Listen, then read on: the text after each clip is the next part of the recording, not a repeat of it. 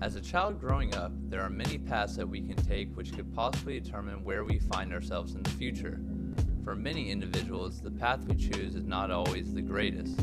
Some may find themselves engaged in a life of crime, living in unsuitable situations, and in many cases, working in a career that they can't stand. You see, sports are like a highway system, an ongoing infrastructure with plenty of exits.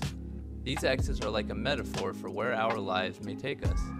Take the right exit, and you can find yourself on a road towards a bright future, great friends, a strong career, and ultimate happiness. However, take the wrong exit, and you're bound to live a life filled with unnecessary struggles. Now, all sports have the ability to provide our younger selves with brighter futures and better pathways. But there is one sport that stands out far more than the rest. And it doesn't involve a basketball, a tennis racket, a tennis ball. Hell, it doesn't involve any type of ball sport materials whatsoever. In fact, the sport we're here to discuss and the impact it has on its participants' lives doesn't even identify itself as a sport in the many minds absorbed in its addicting ways. No. The so-called sport I'm here to talk about is much different than the rest. This sport is called skateboarding.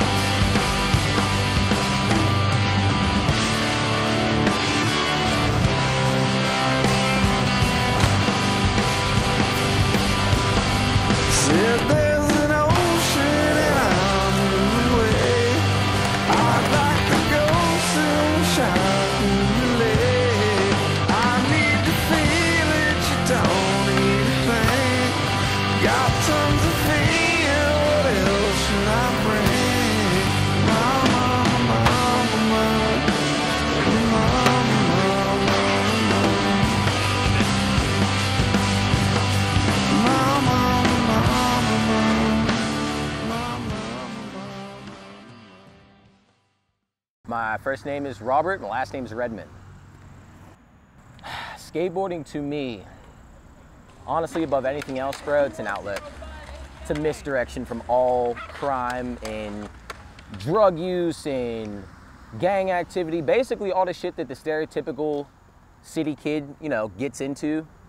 This was my route around all that, bro. Kept me focused in school, kept me focused in sports, taught me determination, trial and error, repetition for what I want to accomplish. Like, I don't know, bro, it's life for me, dude. Honestly, I can't imagine anything else but skateboarding, dude. My first interaction with skateboarding ever, I was in Virginia Beach. I was probably like 5 or 6 years old. We were down the boardwalk, and I heard the sound behind me. I'm looking around, and I turn around and I just see a homie carving a cruiser board. And I looked at my mom and I'm like, "Can I do that?" And she was like, "You can do whatever the hell you want." Went back to Pittsburgh. That Christmas, I got my first skateboard, dude. My mom took me to McKinley Skate Park, and I was dick scared, bro. Like, I didn't want to skate. I seen all the rippers there. I was like, bruh, I ain't cut for this shit. But I went for my first time, and I seen the dude ripping the mini ramp, and I was like, that's what I want to do. That's what I want to do. So probably around 9, I probably started getting more serious. But 7, I got my first board. So I guess upwards to like 15 years I've been skating. When you're growing up, you play basketball, you play baseball, you play soccer. Those are team sports that you're all building towards a common goal. Skateboarding's not that. It's an individual sport that your development and your progression, it all depends solely on you. It's your feet, your shoulders, that's what it comes on, In skateboarding, you either land with a trick or you land with a broken fucking wrist. There's no in between, you know what I'm saying? You either come and you land all the things you wanted to, or you leave fucked, and pissed off. Skateboarding teaches you a more real and contemporary sense of accomplishment. It's definitely more of a fulfilling sense of accomplishment, I think, honestly. Because landing a tray down a 10 stair feels better than any fucking medal that I got from playing any soccer game, you know what I'm saying? I don't know, that's just me, dude. How skateboarding steered me away from street life? All right, this is kind of like a dual answer. One, it kind of didn't. Like most of the ruffians that I know in my life are skateboarders. I'm not saying that like all skaters are bad people, but like I've definitely met a few edgier cats through skateboarding. But as a whole, like I said earlier, it really diverted me from, you know, fully delving into drugs and street life and gangs and guns and all that shit, bro. Like honestly, it was a choice when I was younger. It's like, you know, you could play basketball and sell crack, or you could skateboard and work a 9 to 5. And I was like, you know what? I'm on the humble tip. I'm gonna do the latter one. Like, I tried to get tons of my homies into skating, you know, like tons of my homies are in jail now or deceased, you know, from whatever activities they chose to do. So many times I'd get them into skateboarding and be like, yo, this is what you could do, bro. Like, fuck the Glock, you know what I'm saying? Fuck that 8-ball of crack. Like, bro, you can skate, like, and it's just as edgy, it's rugged, like, I don't know, dude, but it just seems like skateboarding seeks out people. People don't look for skateboarding. Skateboarding finds people, you know what I'm saying? And I was lucky enough to be a recipient of the board, so.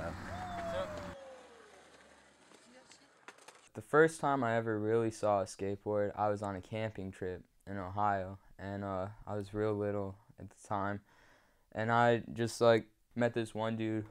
He was probably like a teenager or some shit. He was just mad older than me, but I was just kicking it with him, and he had a board, and looking back, he was doing some goofball shit, like probably like primo flips and shit like that.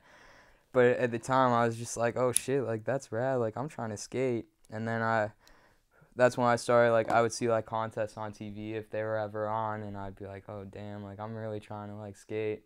It just kind of died off for a few years, and then I really got introduced to it from that one like youth pastor dude. And when they bought me a board, I was like, yo, like it's over. When I was younger, my mom was really overprotective, and so even when I was like 16 or 17, like she wouldn't let me like go on trips and shit. My friends would come to Pittsburgh, and like I would have to stay home and stuff.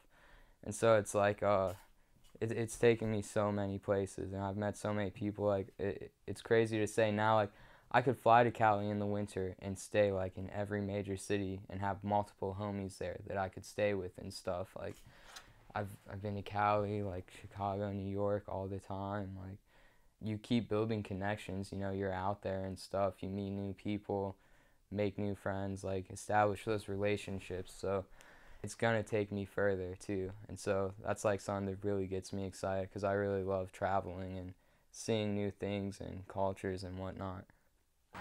When I started, I didn't really hang out with that many people, so I just went there to skate. But at the end of the day, I would always find myself hanging out with just whatever group was skating at the day. So while you're skating with them, you kind of just like become a family.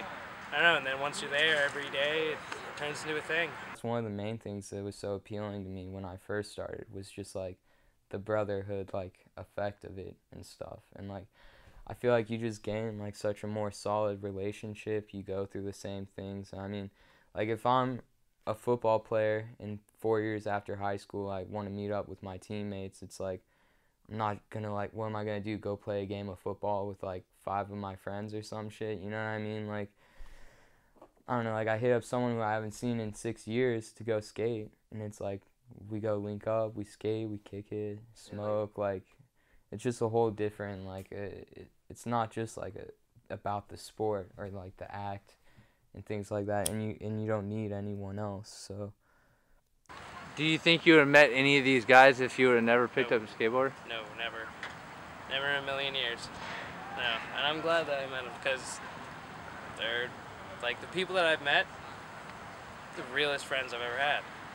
Like people in high school, no, fuck that. I literally talked to like 2 people out of high school. No, everyone that I've met through skating is down to earth, cool ass person you can always rely on. I don't know, dude, like it's just my life at this point, so it means like everything. Like all my friends are through skateboarding, everything I've done, like I moved out here for skateboarding, like it's just like everything I got at this point, so it means everything. Hear what I say. of the business today. Fuck shit is finished today. RT&J, need a new PB&J. We dropped the classic today. We did a tablet of acid today. Lit joint with the matches and ashes away. We dash away. Donna and Dixon, the pistol is blasting away. Doctors of death, killing our patients of breath. We are the pain you can trust. Hooking it work, hooking up curses and slurs. Smoking my brain in a mush. I became famous for blaming you fucks. Maiming my way through the brush. There was no training or taming of me and my bruh. Live like a man, but I'm animal raw. We are the murderers pair. That with the jail and we murdered the murderers there. Then with the hell and discovered the devil delivered some hurt and despair. Used to have powder to push. Now I smoke pounds of the kush. Holy, I'm burning the bush. Now I give a fuck about none of this shit. You run her over and out of this bitch.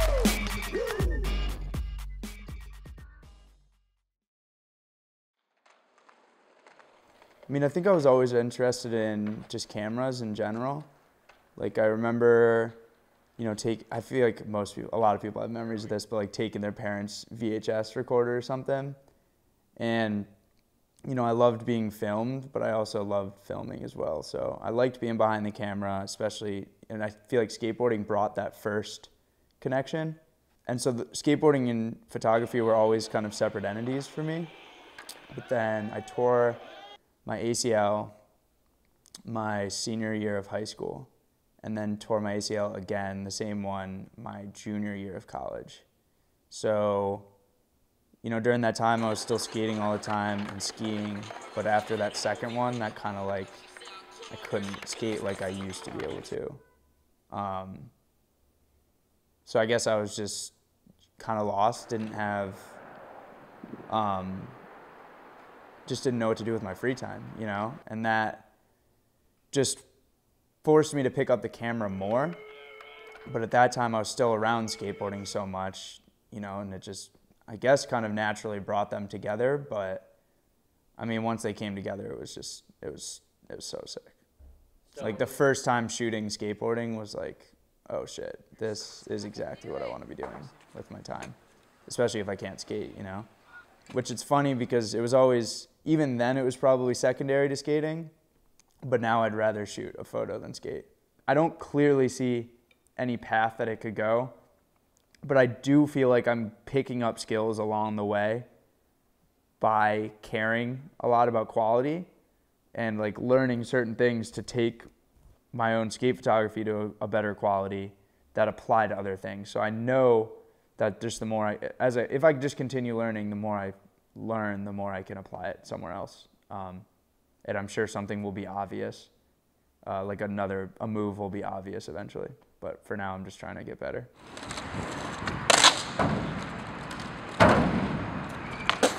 See you, Grant. That makes it really look like it's you know what I mean? Yeah. Yeah, when everything comes together, where it's like, I feel like I've held up my end and created like the best skate photo that I can.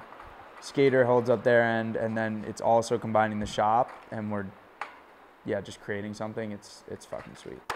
The coolest thing about doing all that shit is that if someone else wasn't taking photos right now, none of the crazy shit that these kids are doing would be documented right now. Yeah, I guess the sense of accomplishment is feeling like we did Pittsburgh skateboarding some justice. You know, we showed it right. Yeah, that's it.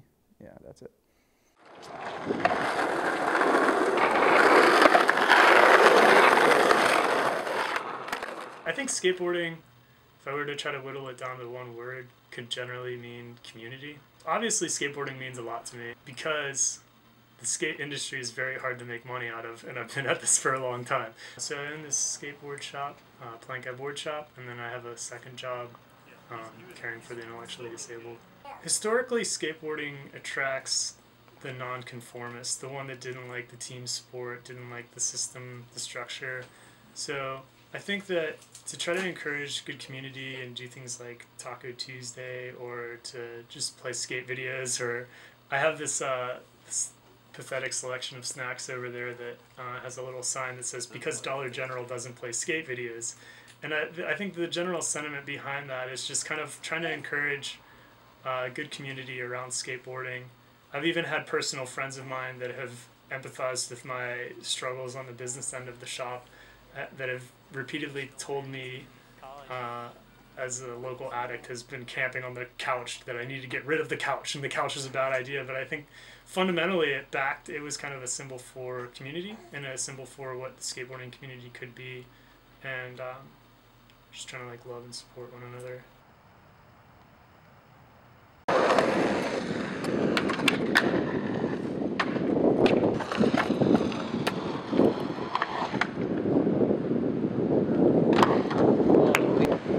So what do you think about Plank Eye pitching in and doing all the work that they did to get this park for Bellevue?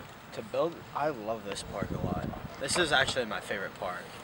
Like, I've skated Imperial, I've skated Switch, but Bane, I always come back. I love it. Like, all the guys who skate up here are awesome. And Brian, he did such a good job. His shop is the friendliest shop I've been in yet. The progression of the Bellevue Skate Plaza and how that came to be, shortly after opening in 2008, I'd say around 2009, I pushed for the plaza for about 3 years, going to council meetings and giving like public speeches to the whole council. I gave this speech on, they were debating on using the money to back the grant money that was already there. They just needed the borough contribution part, and it came down to one vote. And yeah, I gave this because they were debating on fixing potholes or putting in like $250,000 skate plaza. That's how like it's oh man. And I kind of gave this speech. I was like, you're either going to be like dodging potholes or heroin needles in the streets, like one of the two, because it was just really bad. You know, you had a lot of people up there. It's like if you were an adult and you were unemployed and you're walking through a public park that had the shell of what a public park should be, what sort of person are you going to be? And then if you're a young kid that your parents are banking on the community raising their child and they're just kind of running around, you had like really seedy adult and young kid brushing up against each other like day in and day out. And the plaza and its influence, if you go up there now, I think you wouldn't see someone nodding off as easily on a park bench. I'm not saying it doesn't go on. I'm not saying it's fixed like the opioid crisis but I think that it's, as a kid walking through that park now, you could see a bunch of adults really trying to like progress at skateboarding and having a great time, and kids, and you could choose to either start to get into that or you could choose to go back to walking the streets. What do you think the skate scene would be like in Bellevue if it wasn't for Plank Eye? Oh, it'd be just like everywhere else. It'd be garbage. You'd have a bunch of kids shredding up everything, getting kicked out, causing unrest in the community, and you'd be forced downtown. Essentially, I mean, if the kids don't have a place to go, we're gonna do it anyways. I think that anytime you have that basic structure in life where it's a blatant success or fail, you're gonna try a bunch, you're gonna implement discipline, you're gonna do what it's gonna take for you to get to that, doing that trick or not. That skill set of just like, have I succeeded, have I failed, have I put in the time to learn it, have I put in the work, you know, that benefits kids for the rest of their lives. It's pretty hard to be an entitled individual towards, you can't feel that you deserve a kickflip and get a kickflip. You have to put in the work. So I think that's a good, I think that's a really important life lesson, especially around some of the kids that maybe have had their parents never really holding down a job. You know, especially coming out of that demographic, I think that's, you know, you do work, you get results. I think that's a really good like work ethic that can carry into anything. I kind of hope that my presence and perseverance helped the scene like revitalize itself, because I remember right before, say, Overcast opened, or right before Union opened, or right before Flat Bar opened, and even a lot of those parks started to get built, you know, that I was like, man, if I could replicate myself, we could build up the greatest Pittsburgh skate scene ever. But it was just kind of like a practical thing. Like I'd be trying to like get these volunteers of kids that just like the idea of hanging in their shop and just trying to get them to work, and it was just always a struggle. So it was, because like part of me was like, oh, I could just could open a shop there, I could open a shop there, but it just wouldn't, I would have probably driven myself crazy, but it would have been fun. But I'm glad that the scene is rising up in areas outside of even my own personal abilities and influence, because I think it is a really good thing for skateboarding to be around and for it to be accessible to kids.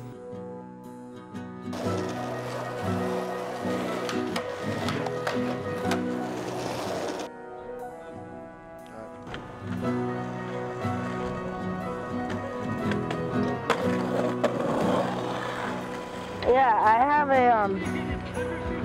have a lot of things on my mind, like every day. I think about so many things at once. And like once I come to the skate park, it like takes everything, all like the guilt and like negativity off my mind. I just focus on positivity, focus on being one with the board.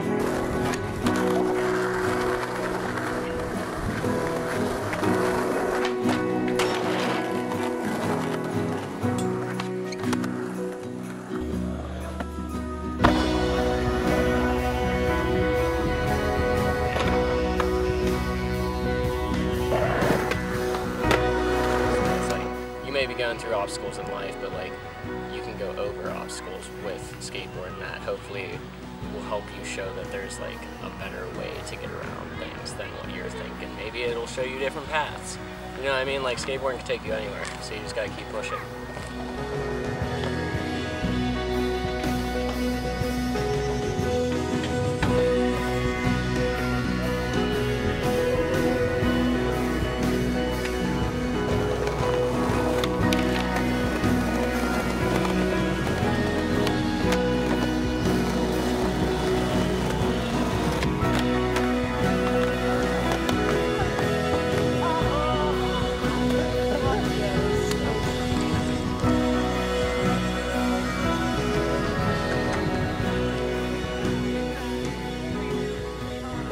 Pretty much skateboarding, like, it's not a sport or it's not just like an activity, like it's a straight up drug.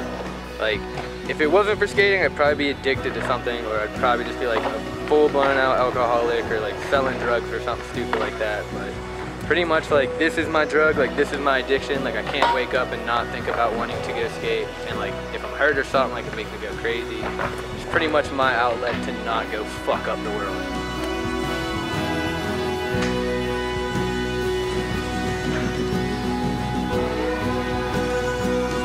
You got it.